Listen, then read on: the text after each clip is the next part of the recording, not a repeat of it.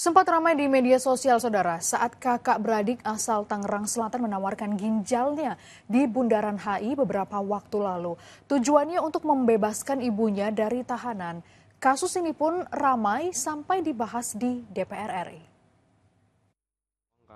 Jadi saya spontan aja karena ibu saya itu cuma punya saya, makanya saya rela kayak gitu. Viral kakak adik menawarkan ginjalnya untuk membebaskan ibunya dari tahanan. Secara hukum, bisakah seseorang menjual organ tubuhnya? Kita bahas dalam diskusi. Ini adalah saat adik dan kakak membentangkan spanduk bertuliskan keinginan menjual ginjalnya demi membebaskan ibunya dari tahanan polisi. Mereka rela menawarkan ginjalnya karena meyakini jika ibu mereka, Syafrida Yani, tidak bersalah atas tuduhan penggelapan uang dan barang yang dilaporkan saudaranya sendiri. Di depan anggota DPR RI, Farel Mahardika menyatakan ingin menjual ginjalnya secara spontan demi membela ibunya. Karena ya saya nggak terima aja Pak, kalau misal ibu saya itu dizolimi Pak. Makanya, dan dia juga punya uang kan, jadi saya spontan aja karena ibu saya itu cuma punya saya, makanya saya rela kayak gitu.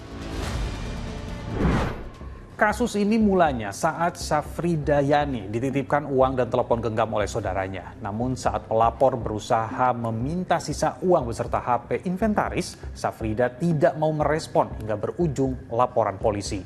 Dan ini tanggapan dari kedua belah pihak mengenai kasus ini. Tidak ada sama sekali Pak, sepeser pun tidak saya ambil dan itu sudah saya kembalikan dan ada catatannya Pak. Tapi dari pihak polisi itu saya tidak diterima karena di situ saya tidak ada saksi waktu mengembalikan uang tersebut. Sama saya tidak ada katanya kwitansi. Diakui gitu catatan pengeluaran itu. Nah, pengembalian uang yang kita permasalahkan belum terjadi sama sekali pengembalian uang gitu. Karena tidak ada tanda terima pengembalian uang. Setelah alot mereka, baik itu Syafrida dan pelapor akhirnya berdamai dan polisi kemudian menghentikan kasus ini. Mediasi antara kedua pihak yang notabene adalah masih keluarga sudah alhamdulillah berhasil di bulan Ramadan, bulan berkah, bulan penuh ampunan. Kedua belah pihak, baik pelapor maupun dari keluarga tersangka sudah bersepakat untuk menjalin kembali silaturahim yang sebelumnya sudah sempat putus. Di luar dari kasus ini yang sudah damai, jadi pertanyaannya, kenapa sih kita sering banget disuguhkan dengan mudahnya mendapati orang ingin menjual organ tubuhnya? Dalam hal ini ginjal, karena faktor ekonomi. Legalitas dari penjualan ginjal ya. Yang pertama adalah tidak ada prinsip atau istilah jual beli organ seperti itu. Yang namanya ginjal donor itu ada istilah donor ginjal itu dengan indikasi-indikasi medis tertentu.